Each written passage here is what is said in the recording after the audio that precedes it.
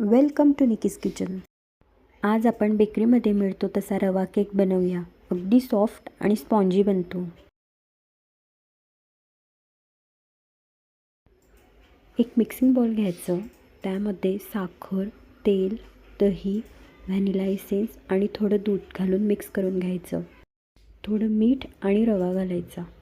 व्यवस्थित मिक्स करून अर्ध्या तासांसाठी भिजत ठेवायचं. अर्ध्या तासानंतर त्यात मिल्क पावडर आणि थोडे दूध घालून मिक्स करायचं. 1 चमचा बेकिंग पावडर आणि अर्धा चमचा बेकिंग सोडा घालून चांगलं मिक्स करून केकच्या टिनमध्ये बॅटर ओतून घ्यायचं.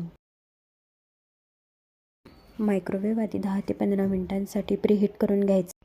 त्यानंतर केकसाठी कन्व्हेक्शन मोडवर 35 ते 40 मिनिट लावायचं.